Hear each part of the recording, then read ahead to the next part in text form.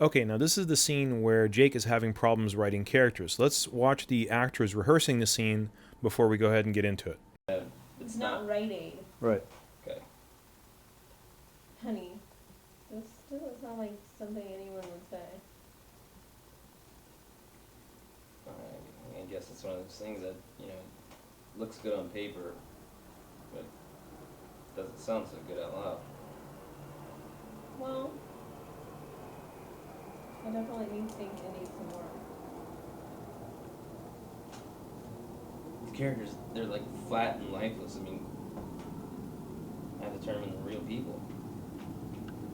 Well, maybe they're lifeless because you don't know anything about them and they're not even real yet. Alright. What if, you know how on the back jacket of a novel, they'll have a whole bio of the author and stuff? Mm-hmm. What if I just make like a bio of each character? Like a whole life story. Well, that should work. I mean, it's only your first draft, so now that you have some perspective on this, you can go back and change it. Yeah, I think I'm gonna do that. Yeah, I think you should. Come some coffee. All right, well that was cool, just to kind of get an idea of how they rehearse. So let's go ahead and do some white balancing right now. Notice that we're white balancing off of the warm card system again here, and that's allowing us to create a lower color temperature in the camera than it would normally measure in that particular room. This is the standard preset, Daylight 5600K white balance, and here in just a moment we're going to go ahead and switch to the warm cards warm 1. This is the exact same scene, same lighting, same everything, but just with a different white balance. So white balance can do a lot of incredible things for your image without really doing a lot more as far as your lighting and as far as the set. This is just with existing colors in the set and existing lighting. Let's talk about audio. We have one of our receivers right there, receiver number 1, and that receiver is going to channel 1 on the camera. And then we also have our receiver number 2, and that receiver is going into the other channel on the camera, which is channel number 2, as you can see with that XLR cable where it's hooked in right there. That allows us to have two completely separate transmitters transmitting from the actors into two separate receivers on the camera. Just as a test for you guys, we're going to also transmit to just one receiver, and we're also going to use a shotgun going into channel 2 on the camera as well. And that's going to allow us to do a little bit of a test so you can hear exactly what this scene would sound like. We also tested the on-camera microphone, which on the HVX naturally is always being recorded at channels 3 and 4, no matter what you're doing with inputs 1 and 2 on the XLR. The camera's always recording channels 3 and 4 through the built-in on-camera microphone. And we're going to also listen to that too. On other scenes, we use the shotgun microphone going into only channel 2 instead of just channel 1. Notice that channel 1 is empty right there. When we use a shotgun going into channel 2, what it allows you to do is to essentially split that signal into two separate channels that are being recorded on the camera. And when you do that, it allows you to set up one channel as being higher in gain and one channel as being lower in gain. And that what that allows you to do is that essentially you don't have to ride the levels the entire time. The channel with the higher gain can pick up all the low sounds, and the channel with the lower gain can pick up all the high sounds. And that way, no matter what in editing, you always have two channels. One of them is going to be right for that particular scene. So let's go ahead and listen to some audio tests that we did in this particular room. Jake, this doesn't sound like something anyone would say. I know. It's one of those things, it looks good on paper, but it just doesn't sound good out loud. Jake, this doesn't sound like something anyone would say. I know. It's one of those things, it looks good on paper, but it just doesn't sound good out loud. Jake, this doesn't sound like something anyone would say. I know. It's one of those things, it looks good on paper, but it just doesn't sound good out loud. Jake, this doesn't sound like something anyone would say. I know. It's one of those things, it looks good on paper, but it just doesn't sound good out loud. Okay, so that gives you a few options next time you show up in the set. You know pretty much what you would like to use to get what kind of sounds. So let's go ahead and talk about the dolly move that we used. You can see the dolly track is right there, And we're only using a portion of it. This is going to only be a 4-foot dolly move for this entire scene. Now here's the Kinoflow lights that we were using last night. They're wrapped up in the corner over here. We can't use them anymore right now because it's daylight. And at this point in daylight, because there's a lot of light coming through the windows, we need a lot more power, or we would need to use larger Kinoflow units, which we don't have. What we do have, though, is the HMIs that we learned about earlier in the production section. And the HMI 400 watt ARRI light right there is going to put out a lot of light. And there's another 200 watt right there sitting next to the window. And that 200 watt is going to mimic the light coming from the window by creating an edge light. Because normally, even though there's window light coming through, but it's not going to actually affect our image, it's just going to detract from the image. So you notice the placement of that light, and we're going to show it to you from a few more angles so you know exactly where it is in relation to the actors on the set. There it is in relation to the camera. It's coming in from right around the right side. It's going to go ahead and fill in their faces, but also create a little bit of a very soft rim light that is very convincing and makes it feel like the light's coming from the window. Now we're going to go ahead and listen to our DP, Evan, and he's going to tell us a little bit about HMI lighting. Most HMIs you don't want to hot restrike unless they literally are only like under 30 seconds between hot and cold. Simply because the mercury inside of the HMI can fog and atomize on the inside of the bulb, and it reduces the life of the bulb. So essentially what he was talking about is what's called a hot restrike, which is when you turn off the HMI light and then very quickly turn it back on without giving it some time to cool down. And some lights allow you to do that, like the ARRI lights allow you to do that, but at the same time some other manufacturers make lights that don't allow you to do that. And the HMI bulb, which is a very expensive bulb, but sometimes it's $500-$600 or even more than that, will actually atomize and will reduce the life of that bulb if you hot restrike it, which means as soon as you turn off the HMI light, you turn it right back on without waiting for about at least 30 seconds or longer sometimes. So again, that's what a hot restrike is. Okay, so let's talk about the beam path that this light is making right there. It's sitting right next to the window, and that's the beam path that it's creating right there. It's hitting them from the right side of their faces, and it's filling in their faces for when the dolly is in that particular position. You'll find that sometimes you'll have to put these lights in some pretty obscure positions sometimes just for the dolly's sake. So when you go ahead and turn it off, that's the look. That's what you're actually losing when you turn off that particular light. You'll notice that it feels very flat at this point because all you're getting is just a main 400 watt ARRI HMI being bounced through the circular white reflector disc on the other side right there. So this light in particular is off right now, and we're going to go ahead and see what the ARRI light is doing right now on the other side. We're just using two lights, that's it. So here comes the ARRI light, and I want to go ahead and draw your attention to something. On this particular ARRI unit, it has two dials on the back, two black dials. One of them, the one on the back, allows you to actually focus the light and spot it and flood it. However, the one on the front actually will unscrew the light assembly from the housing. So you want to be careful which one you touch and which one you actually rotate to focus and defocus the light. So there's where the light is. That's a 400 watt HMI. You can see it right there. And it's bouncing through that light disc right there on the right side, which is also sitting on its own stand. It's creating a larger surface. And it's shining into that. And when a light like that shines into a disc like that, it allows you to put the disc even further away and make a very large, softer source out of a very small source like the ARRI. And that's what is created on the other side. It's a very large, soft source through that circular disc. It's just a circular reflector disc that we've been using on the other productions pretty much the entire time. And it's just about $100 disc that you can buy very easily. It has 5 different surfaces, and each one of them will give you a whole different kind of look. Now let's go ahead and see what it is in relation to the actors on the set. There is the DP right there going through the set, and we're going to walk in behind him. There are the actors right there. So it's probably about 8 or 10 feet away. It's real simple. And there's the light. That's the beam path where it's shining directly on the actors. And it is the one that's creating the major shadow because it's the most powerful light on the set. Even though the 200 watts closer to them, the 400 watts more powerful. And even after it's being bounced, it's actually still more powerful. So there's the ballast for the 400 watt light. The ballast, like we said before, is the power supply for it. And we can actually go ahead and turn it off from the ballast, which is the power supply. And when we turn it off, there's the effect. And you notice that the outside, the actual window that leads outside, it looks normal. However, you can't see anything inside that room unless you use that HMI lighting, because the light outside is just so bright that without lighting, it's going to look extremely, extremely dark inside that room.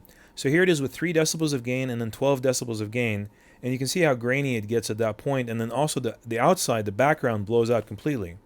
So it's not a very pleasant frame, at least to me. I mean, it doesn't look professional to me unless you use some kind of HMI lighting in this particular circumstance.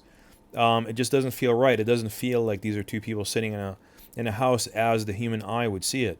So there's the DP, and he's observing his monitor, the set monitor right there.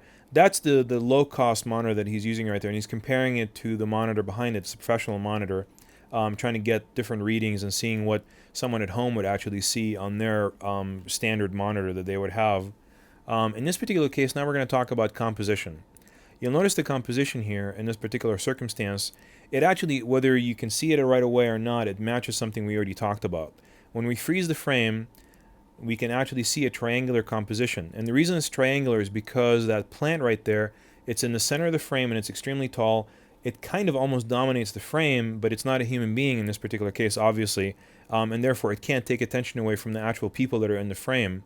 It's also part of the background and not closer to the camera, but it does form a triangular composition with the people that are in the frame and also Jake's feet and his legs, the way that he's got him actually bisecting the frame towards the right-hand side like that. So that's the kind of composition that we have right now, and it kind of creates a feeling that Jake is kind of feeling low at this point because there's something in the frame that is taller than him that's kind of overpowering the frame and being dominant, even though it's not immediately obvious, but that is something that's happening. So there's the first, that was position 1 on the dolly, and this is now position 2. And we didn't like how far we moved in. This was way too far. The next dolly shots, we modified it and stopped way, way before we even got that far. Let's freeze the frame here real quick, and we'll talk about another item of composition, that's the lines. You can see that here, the reason that we chose not to go with this particular composition is very flat. There's only one line of axes. There's nothing that leads the eye into the distance, like in this composition right here, which has several lines that lead your eye into the distance. There's one, and it's more diagonal line that kind of goes left and right, left to right, and from bottom left to the top right along the couch. And there's another line that leads your eye into the distance. I know it seems kind of flat, but if you go with the actual angle of the wall and how it's actually going directly into that corner, whenever you shoot into a corner, it's always going to feel like there's more depth to the room. And there's the third line right there as it's going along the wall vertically, as opposed to the way it was before, where it was just 2 flat lines against the couch. We still have, of course, the triangular composition. We already talked about that. That in conjunction with the depth of the lines that lead your eye into the distance, and of course that window where you can actually see outside into the background, it makes for a really nice frame, and it makes it so that you don't want to go so far that you actually get into a 2-shot on these people where they're flat up against a wall. That just doesn't look good. So on subsequent dolly moves, we actually stopped short. We stopped way before we actually got to that final frame like we showed you before on the 2-shot. We stopped where they still have the same exact composition, but we just moved a little bit. We added the dolly for dramatic emphasis so that the dolly itself, the actual dolly movement, would help the dramatic moment at a certain very precise time. Now this is something that I worked out with the DP so that he knows exactly on which line he's going to go ahead and move the dolly. We also worked out the duration of the dolly, how long it's supposed to take, and also the maximum threshold of that dolly, how far it's supposed to go.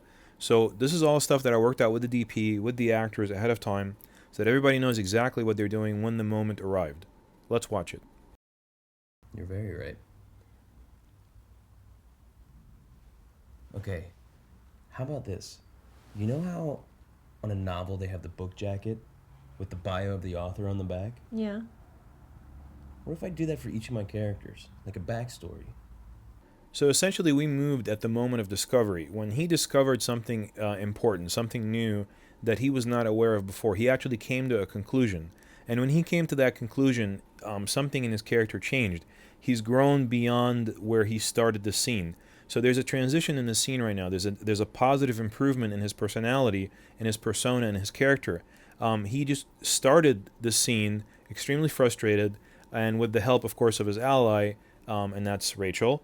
He was able to positively improve inside the scene and rise up to becoming a better person through research, through actually introspection.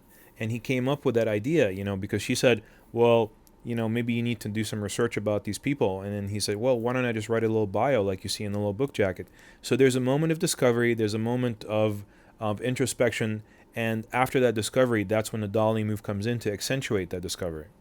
So here I want to draw your attention again to set decor, or actually cleaning up the set for HD. This is something that back in the DV days we wouldn't really have to worry about it, but if you are shooting HD as we were in this particular circumstance, every little speck right there is going to count. It actually is going to matter, and you are going to see it in the final product, and it's going to distract the audience because it's this little white dot near the center of the frame. And as we learned from the production DVD, anything that's white near the center of the frame is going to really distract the audience and take their attention away from the important white objects, which are the whites of the eyes of the people in the frame. Those are the whites of the eyes. That's what you want to draw your people's attention to, because that's the life of the character. That's the life of the actors coming through their eyes. So now let me draw your attention to the position of the camera when it's actually seated on the dolly. This is where it's still sitting in the dolly. That's the position of the camera for the wide shot. And if you were to try to go ahead and get a close-up from that very position, which is the position at the very beginning of the wide shot dolly, that is going to be the wrong close-up position. Let's go ahead and take a look at exactly where this dolly is in respect to the actual subjects. There's the DP and there's the subjects right there. There's our actors. And so at this particular angle, you can see that it's too similar to the angle of the wide shot, obviously because it came from that same angle. So what's going to happen is when you zoom in and just try to get a medium shot from that angle, the people are going to look like they're just popping out of the frame and closer to you. It's going to feel like a jump cut. But when you move the dolly, as our DP is right now, to the new position, more of a shallow angle, more closer to the actors and more off to the side, so you can get a better close-up from the one side of the actors as they're looking at each other, that becomes the correct close-up angle. And we're going to see the difference here between the wrong close-up angle and the correct close-up angle and what the final product looks like. And also we talked about lowering the camera or raising the camera in most shots to stay at the same eye level of the actor when you're doing a close-up. This doesn't apply necessarily for when you're doing a wide shot. Wide shot, you have a lot more freedom. But when you're doing a close-up, you want to try to stay on the eye level of the actor. So as the DP here right now is doing, he's lowering the camera to stay at the proper eye line level for the actor. This is primarily, again, for close-ups. You want to be on the same level as your actor for close-ups. Notice how it has a lot more depth to it, and at the same time it's a little bit more flattering to the actor, because when he looks over at Rachel, you can really see his face. Whereas before that, in the wrong close-up right there, he just kind of like, when he looks over, you really can't see him. It's more like a profile no matter how he does it. And it's not a bad two-shot, but as far as a close-up, it just doesn't work. Now let's go ahead and get a close-up of Rachel. So we're going to jump over to the other side and get really close to the couch again so we get more of a shallow angle on her. And we're going to actually show you the close-up on her. This is the correct close-up position right there. It's close to the couch. It almost feels like she's looking at the camera when she looks over at Jake. So here's the camera position again right there. So you can see exactly where the actors are in relation. There are all the lights. We're keeping the exact same lighting for the close-ups in this particular situation because we lit very soft, so we didn't really need to go any further than that. You can see the set monitor right there and the DP. And you can see the original position of the tripod was over there on the actual dolly track, and we moved it over there, closer to the couch, and about 2 or 3 feet away from the original position, closer to the couch. That way we get that nice shallow angle on the actress with a close-up, and that's the angle that we're going to end up getting through that monitor. There she is again through the correct camera, and notice that she has a little bit too much headroom right there. Just kind of like, feels like she's being cut off at the neck, which is never ever actually a good thing. You're never supposed to cut off the actors at any joint, be it their elbows, their knees, or at the neck. It just feels extremely unnatural. It feels like they're just kind of popping out of the frame there. So you want to always lower the tripod, tilt it or lower it, so that you can get a better, more flattering angle on an actor where you're not cutting them off at any kind of a joint in their body. Now notice when we widened out just a little bit, we went out, just pulled out a little bit. Notice her headroom now is very appropriate. It feels just right because there's a little bit of headroom at the top, but now we're not cutting her off at the joint. We're not actually cutting her off at the neck anymore, so it feels more natural. We can see a little bit of her shoulder. We can see a little bit over her head. It feels like it's a much more nicer, natural frame. And we're, again, I mean, This is just basic laws of composition. When you're composing a shot like this, you never want to cut off any of your performers at any of the joints, and you want to also leave, and this is kind of like a matter of taste and also experience, a little bit of headroom at the top, but not too much, and also a little bit of face room, but not too much. And eventually, once you've been doing this for a while, you'll feel the right proportions. You'll know what's right and you'll know what's wrong, and you won't have to keep referring back to, oh, well, I think I should do this or I think I should do that. You'll just know this is the right thing to do, and you'll just do it. Okay, now we're going to talk about Rachel's apartment that we shot at for the sunset scene. This was a really fun shoot because we only ended up using 2 major lights, and we created something of a sunset look at night. So we're using a warm half white balance card, a warm card, warm half card. We're going to show you the difference between that and a regular white card, white balance, and a standard preset on the camera right there. So that's the standard preset, 5600K white balance. This is if you just had a white card in the set and you just took a white balance directly off of that white card. That's the way the colors would look. And then for the last thing, we went ahead and took a white balance off of the warm card's warm half. So it kind of warmed up the tones a little bit, made the sunset look even more sunset-like, and livened up the skin tones a little bit. And we went ahead and kept the warm card's warm half. There's our actress playing with the transmitter right there. We're going to go ahead and change the color phase to -2. The color phase is the part of the camera that leans the settings from green to magenta. So we leaned it a little bit more towards magenta. So see, there was a little bit of a green tint here in the shot, and then we went ahead and leaned it to the magenta a little bit more and away from the green, and that's the look that we got. This is color phase -2. And whenever you have a little bit of a green tint in the shot, be it from reflecting lights off of green walls or because there's just an overall greenish tint in the shot due to the color of the furniture, as in this case, you might want to lean it a little bit more towards the magenta. And now we'll reduce that green tint. So let's do some gamma. This is Cinelike D Gamma Cinematrix, and we're going to go ahead and switch it right now to Cinelike V Gamma Cinematrix. You notice it's a lot more contrast. This is Cinelike D Normal Matrix. The colors have lost a little bit of their saturation. This is Cinelike V Gamma Normal Matrix, so the contrast is there but the saturation is down. This is Cinelike D Gamma Fluoro Matrix. It's very pastel-like. Cinelike V Gamma Fluoro Matrix. The colors are pastel but there's too much contrast. So here's our lighting. We had a 400 watt HMI right there reflecting off of that white card, bouncing back into our actors, acting as a fill. And we also had a 650 watt tungsten RE light, and it's reflecting off of that gold reflector and back into their faces, into the frame, and that's creating that golden kind of sunset look. And so the 400 watt HMI is acting as fill, and that little LED panel right there in the bottom left hand side, that one's acting as fill also for Jake's face when he's leaning forward. So let's start with the 650 watt RE tungsten light. That one is bouncing off of that gold reflector. This is full gold reflector. It's the same reflector that we're using as a reflector for the HMI, but we just peeled off that gold side and we just attach it to the glass with gaffer's tape. So it's bouncing back into the actors from that direction, and that's what's creating the golden highlights in her hair at this point and also in the master shot. So there it is again, so you can see exactly what we did. We spotted it into that into the center of the reflector, so we can create a little bit more of a specular highlight, more of a tighter highlight, but just from that particular angle. We didn't want it to flood too much and create too much of a large area because the setting sun is a very small specular light that's very far away, and we wanted it to have that exact same feeling. So that's the lighting for that. So you can see it one more time. Again, we're showing you every corner of the set so you know exactly what's going on. Here are the actors, and that's what the light is doing to them. And this is the frame from the A camera, and this is in Cinelike V mode, Cinematrix.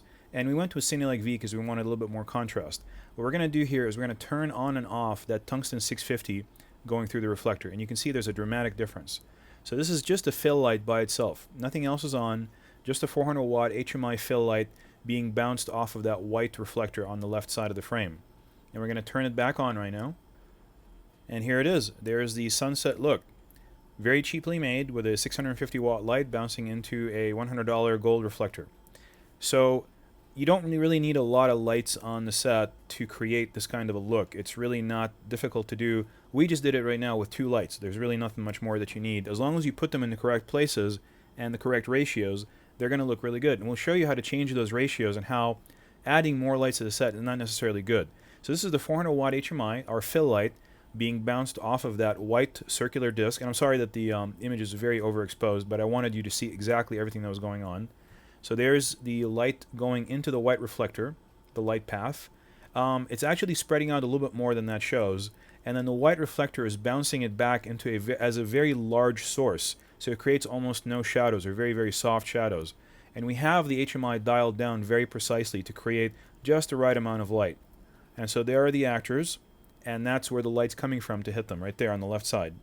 And so it's filling them in with this daylight balanced white light that feels like it's just natural white light inside the room. And here we go. We're going to go ahead and turn it on and off so you can see what it's doing. There it is off, and there it is on. Off, on. So you can see exactly how much more contrast you're going to get without that light in the shot. So here we are dimming the HMI up by 1 stop. And you can see it going up right there. And here it is starting to come back down right now. And we're going to show you the freeze frame so you can really see the difference. And that's how important it is to dial in just the right amount of HMI light, because too much is going to flatten the frame too much. It will feel too filled in like a studio. But if you dial it in just right, it'll allow that 650 watt light, the tungsten, going through the gold reflector to be really bright and extremely shimmery and golden. So here it is. This is when it was too bright. And we didn't like that kind of look. I mean, other people might like it, but it raises the skin tone level a little bit too much. But it also creates those new shadows from her hair on her face.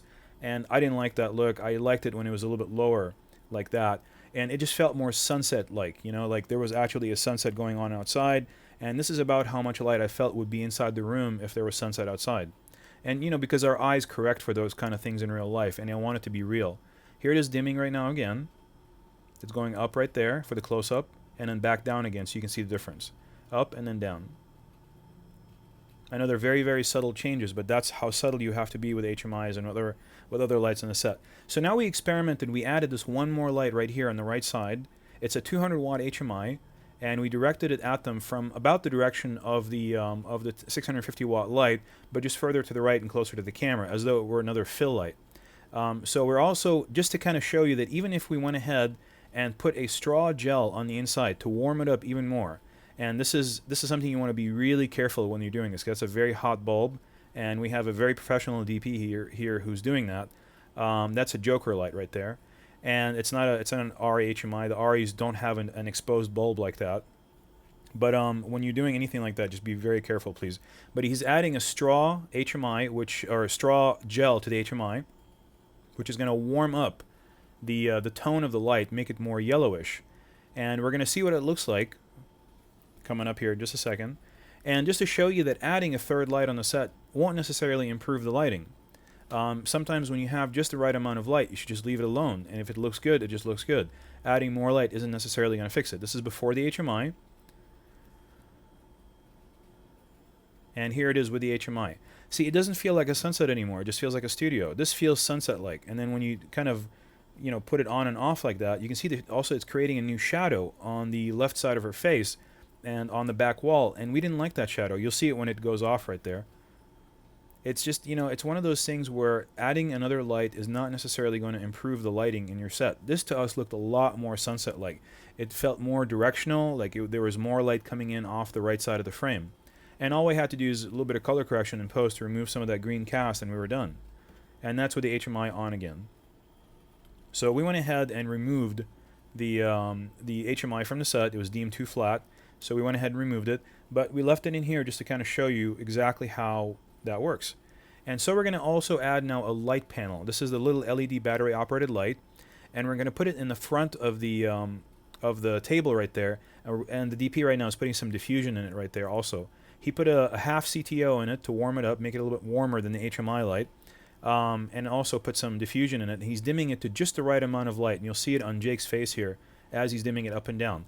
The reason we added that in there is because when Jake leans forward, he's out of range of that 650 watt tungsten light going through the reflector, and his face was, you know, just kind of like reaped in darkness there. So we added that light, and that's exactly the beam path where it's shining on his face, so that when he leans forward, it feels like that light from the sun is actually wrapping around his face, as it would in real life. So here's how it was before, and watch us dimming it up right there to fill in the shadows on his face. And this is without, and this is with. So you can see he really needs something there, because it's just his face is too contrasty. It doesn't feel like it's actually sunset right there. Our eyes, if we were sitting in the room in front of him, would normally compensate for that darkness in his face and it would feel like there's more light on him. There it is on the left side. So we were actually catching it in the dolly shot. So we had to remove it and actually replace it because we didn't want to reframe the shot. Every time we do the dolly, we were seeing it right there on the bottom left-hand side. So we had to do something with the light panel. And when you're happy with the frame, when you're happy with the dolly move, you don't want to go and change your dolly move to compensate for a light like that. Just move the light. So here's the DP attaching a cardellini. You've seen these devices before. We've used them before. He's attaching it gently over to the table, and then he's going to go ahead and use that arm that the light panel is sitting on. He's screwing it into the cardellini. It's a 1/4-20 thread, just standard photographic 1/4-20. And see how he's letting it suspend off the table. And because it's being suspended off the table, that's just enough out of frame, maybe a couple of inches out of frame, but it's enough that it still does its job. But we didn't have to change the position of the dolly. We didn't have to change the position of the camera or the tilt or the angle or the zoom or anything. Everything else is exactly the same because we didn't want to change it. We liked it, but now there's no more light panel on the bottom left-hand side of the frame. Okay, so now we're going to talk about how to make things convenient for yourself when you're doing dolly moves. You can see the DP here. He's switching the handle of the tripod from the right-hand side because he's right-handed normally. He operates from the right-hand side. He's switching it over to the left-hand side, and he's mounted a cardellini on the handle right there, which is very ingenious because what it allowed him to do is to be on the left side of the dolly. So he can be on the other side of the dolly and swing that dolly from left to right and also have kind of like a little turn handle for like an extension for that handle that he can grab with his hand, but in a much more ergonomic way for himself. And we'll show you how he did that here in just a moment. So there's the position of the camera. We noticed also that we wanted to get some other shots and that the camera was too close to the actors. So we couldn't move back any further because the TV was right behind us. So all the DP did, he switched the tripod from the left-hand side to the right-hand side, just spun it around. And the configuration that in the dolly is it always leans the camera more to one side than the other. So when he leaned it back in that direction, he bought us an extra 6 inches or so of distance away from the actors without actually having to move the dolly back where we couldn't because the TV was right there behind us, so we couldn't get any further back from them.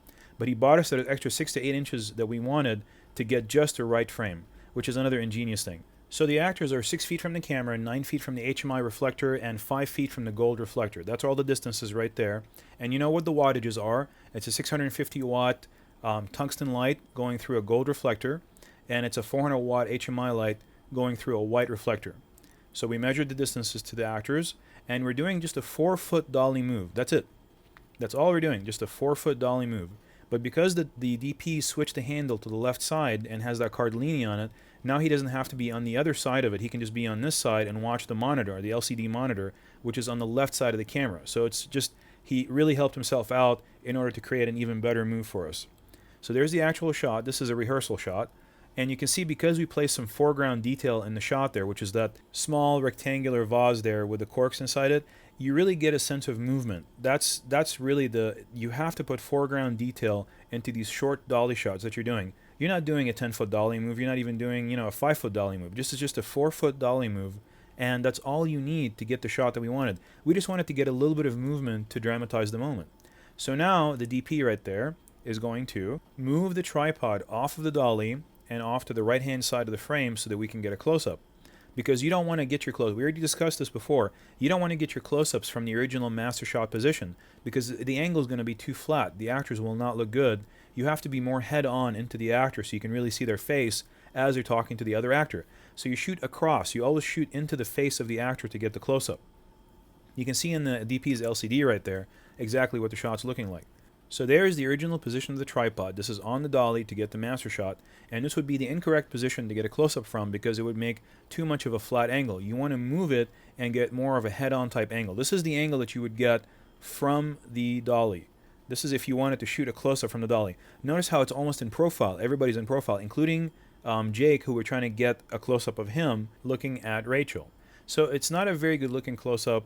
It's too much of a flat angle. We want to get more head-on into him. So let's see what happens when we move the tripod. So here we are. We're going to move the tripod over to the right-hand side of the frame. This is closer to the couch, closer to the actors, more of a dead-on perspective. You can see it in the LCD of the DP right there, what kind of an angle we're going to go ahead and get. This is the new angle. So you can see that the actor, it feels like he's looking dead-on into the camera at this point, almost. He's looking right off of left frame. So it feels a lot more realistic. It feels like he's actually looking at Rachel. It's more flattering to him. We just adjusted a little bit, gave him a little bit more face room later on. So now we're going to go ahead and move the tripod over to the complete other side of the set. That's a hard-working DP right there, I can tell you that. He did primarily most of the labor on the set. And again, like I said, that's what it pays to hire good DPs, because when they don't have people helping them, that's what happens. So there's the shot that we're getting now from that angle. Look at that shot. It's a great shot.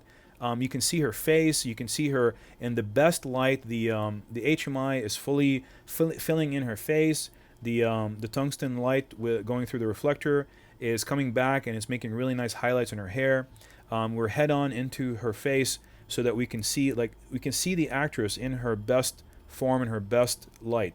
And that's what happens when you select the proper angles for your close-ups. So every time you go to a close-up, don't stay on the master shot and just zoom in. Move to a better angle, get a better angle on your close-ups. There's the DP right now, and he's watching the monitor on the left-hand side of the frame, because he wants to make sure that all the colors are right. He wants to make sure that the lighting is right. Because those little LCDs on the cameras, they're good, they're okay, but they're never going to give you the truth like a large on-set monitor will, like that monitor that we're using. So let's talk about composition and framing right now. The first thing we're going to talk about is the fact that this is a triangular composition. And why is that? It's because both of the actors are looking at the pen. The pen still has its cap on because it's just a rehearsal, but the audience is going to keep bouncing with their eyes from her face to his face to the pen, to her face to his face to the pen, and that creates those invisible lines of movement in the frame. That doesn't just create interest in the frame, it also creates an emotional impact on the audience as well too. What is that emotional impact of having a triangular composition in this particular situation? It is that he is the main character in the movie, right?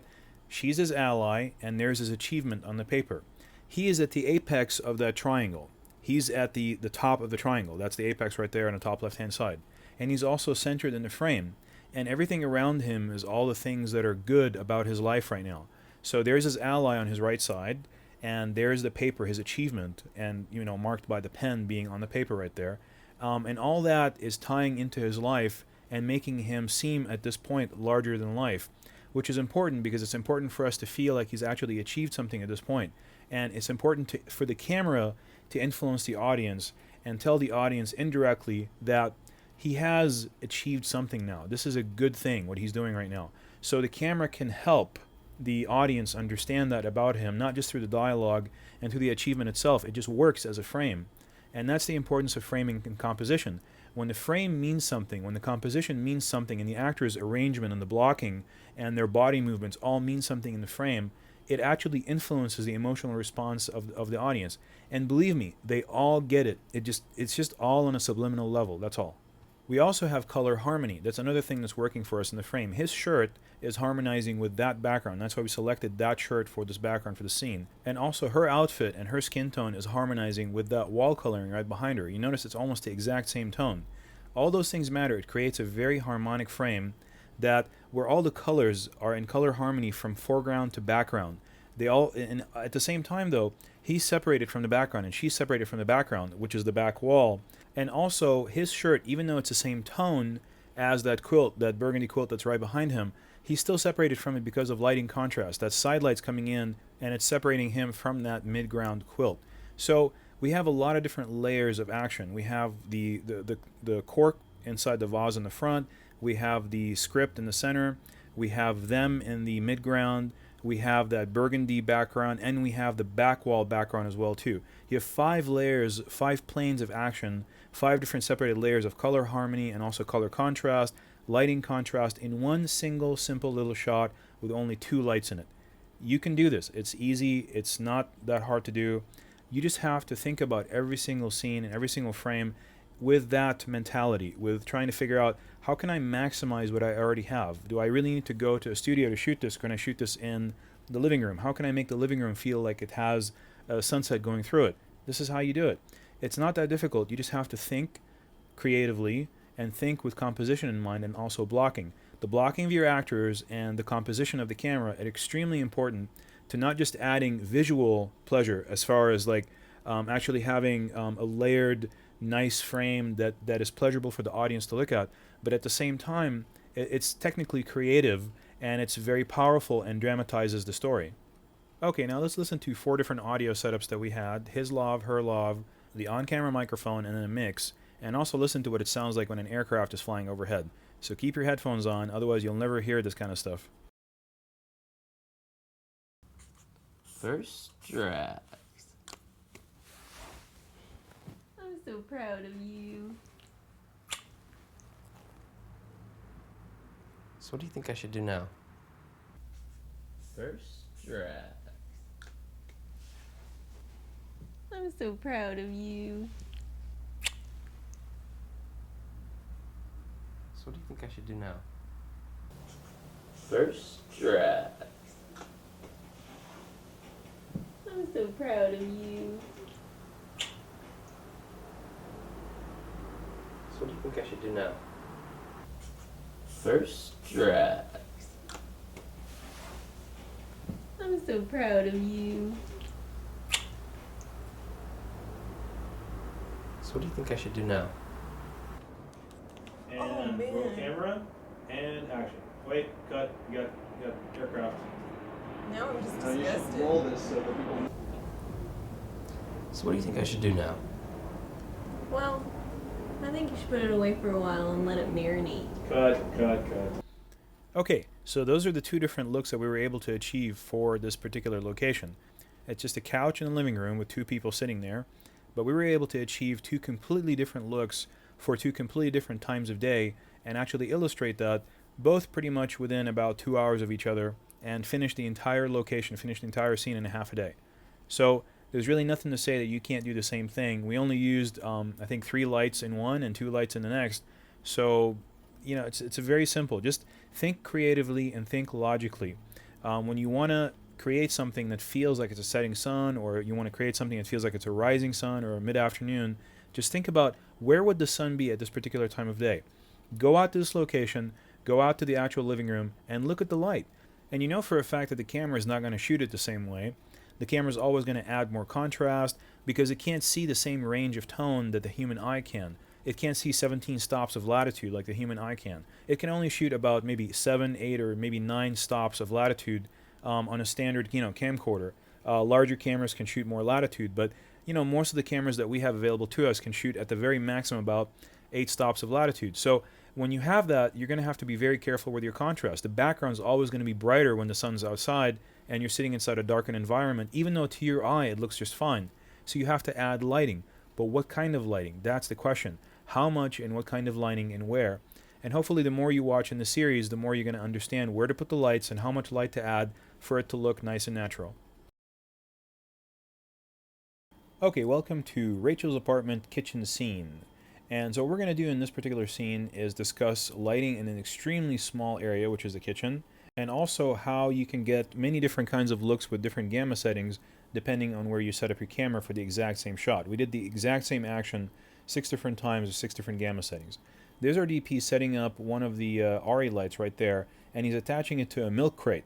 Those are extremely sturdy production crates that have metal backings on the sides, and he's putting in the key light right there, as you can see it on the right hand side, and he's bouncing it off the ceiling directly up above her head and back down into her face.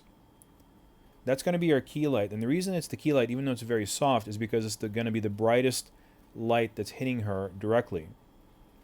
So there's the key light right there, on and off. And our DP was trying to figure out how to squeeze a fill light into that corner in front of her. So he grabbed this pump cup right there, which is a suction cup device that allows him to attach it to any hard surface like that that's flat and clean. So he went ahead and attached it directly to the countertop surface, and he grabbed a 150 watt tungsten ARRI light, and there he is attaching it to the pump cup right there. And he's going to aim it directly into the wall in front of her, and that's going to be her fill light. There he is plugging it into the wall socket. And there's the 150 right there, being turned on and off. And he tried at first to hit her directly with it, and it was just too harsh. So his next idea was to essentially attach a piece of white paper against the wall right there, just like that in the cupboard, and point the light directly at that white paper and bounce it back into her face. But it wouldn't tilt up far enough, as you can see. So you can see that the arc of the light just wouldn't tilt up far enough. And he didn't want to lower the white card because then it would be too low and it would create the wrong kind of lighting.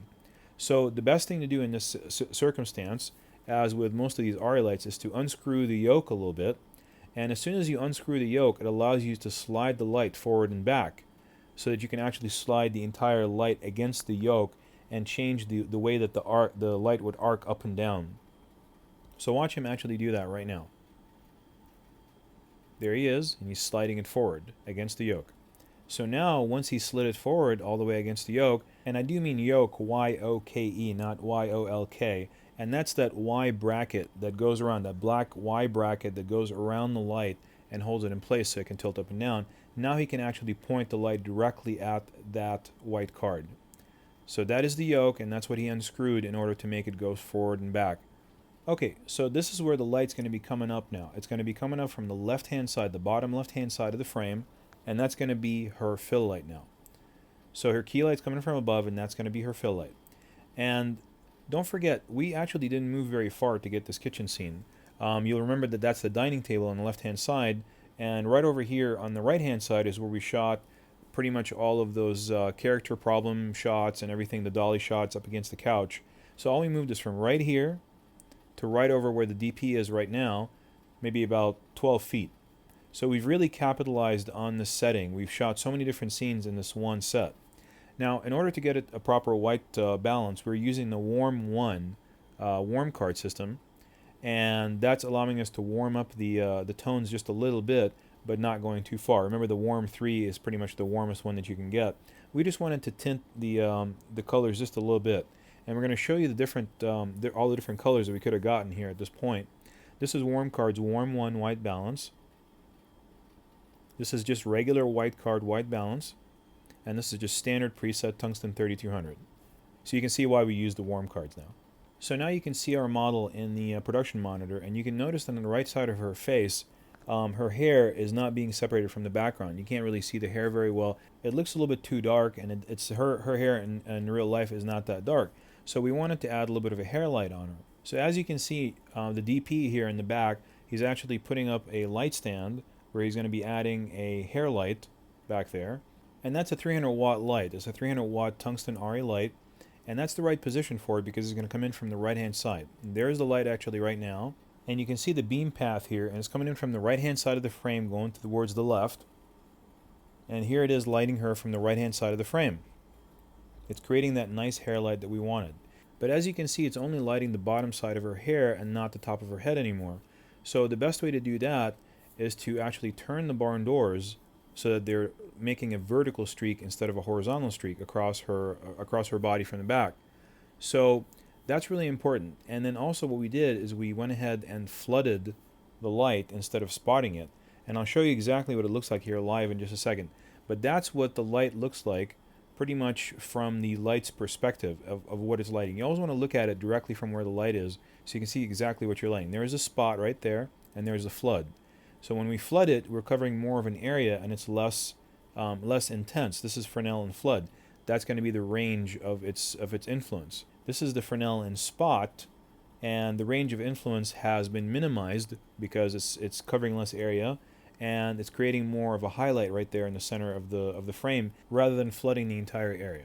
So now let's talk about scrim. Scrim is what the DP is holding right now in his right hand. It's that circular metal object, and it kind of looks like a kitchen strainer of some sort. So it's like metal, and it allows light to pass through. And what it's doing is actually cutting down the amount of light or the intensity of light, but without affecting the quality of the light or the color temperature. So that scrim right there with the red rim, that means it's going to cut down the light in half. It's going to take a 300 watt light, cut it down to 150, but it will not affect the quality of the light, which means that it'll still be hard light. It won't make it soft. And it will not affect the color temperature, which means it'll affect the intensity only, the brightness, without decreasing color temperature, like dimming. Dimming will affect the intensity, but will also change the color temperature. It'll make it warmer, which means that the light will become more and more orange-red, instead of just being pure yellow or white. But the scrims maintain the exact same white light. It will not affect the color temperature. So let's go ahead and start putting in the scrims one at a time. We're going to start with the single scrim, which cuts down the intensity by only a half a stop, which is just less than 50%. And here's a single scrim going in right there. Now we're going to take that out, and we're going to put in a double scrim, which is the red rim. The single scrim had the green rim. This one has a red rim, which is this double scrim. That's a double scrim going in right there. Cuts down half the intensity. It's a one stop. Then we also have the triple scrim. The triple scrim has the blue rim, and that cuts down even more than that. That cuts down a stop and a half. And then you can start to double up on your scrim. You can put a triple in and a double if you want to get just that right intensity. This is double, triple scrim. So any combination of the scrim can be used, and they're specialized pieces of metal that can be in front of the light for long periods of time, whether in spot or flood. So in summary, the most important thing to remember is that using scrim does not affect the color temperature of the light. However, dimming affects the color temperature of the light. So you can dim, and it's easier to dim things, and actually just put them on a dimmer, but scrimming will not affect the color temperature or the quality. That's a single scrim. Here's a double scrim. There's a triple scrim. You can just barely see the difference, but it's there. And there's the double, triple scrim. So you can have a lot of different combinations, and even more than the ones I just listed. So we finally have our 3-point lighting setup ready. We have our rim light or kicker, then we have our face light or fill light, and then from the top we have our key light. Okay, so now that we had our lighting set up, we wanted to try to perfect a little bit more. We noticed that she didn't have any catch lights in her eyes, that we wanted to, when we get a close-up, to actually see the highlights in her eyes a little bit more. And also we noticed that because it's kind of a little bit of a dim set, we wanted to actually make her pupils not be dilated, and we actually wanted to have them be constricted so we can see the color in her eyes a little bit more. So we went to our trusty light panel, and we put it right above the camera, as you can see right there, using a Cardellini, which ended up being a little bit safer than actually attaching it directly to the camera. And as you can see, we're turning it on right there. And watch what it's doing to her eyes now. You see that? You can actually see it live. The actual pupil size decreases live. That's where it became when we turned on the light panel, which allowed us to see the green in her eyes a little bit more. And watch what happens when we go back to the way it was before. That's the way it was before, where the pupil size had actually increased, and it was kind of taking over the color in her eyes. All you could see was just the black inside her eye. So when you're dealing with a dim set right there, where you have a lot of very dim lighting, adding a very, very faint eye light from the camera is going to go ahead and constrict the actor's pupil a little bit, without actually, of course, harming them in any way. I mean, that's what these lights were designed to do. They're just designed to go on top of the camera and create catch lights in the eye. But it'll just reduce the pupil size a little bit and allow you to see the color in their eyes a little bit more. And there it is again. So there's our DP right now with his receivers and his fully loaded camera, and it's actually pointing at us. Oh my goodness. So he's very proud of his camera setup right there. It's about as many things as you can pile up on that camera at the same time. It looks really nice though. I mean, I must admit, we had to do this shot just because it looked so nice. Okay, so this is going to be our first take, and we did this at Cinelike D Cinematrix. Each subsequent take from now on is going to be at a whole different gamma setting, just so you can observe an entire take from a different gamma setting, not just a brief freeze frame. Another thing I want to talk to you about is look at the hair and how it's off of her shoulder in this particular shot. And see how she's holding the phone right there? Now what we're going to do is we're going to go back to the rehearsal and show you what it looked like before we adjusted it.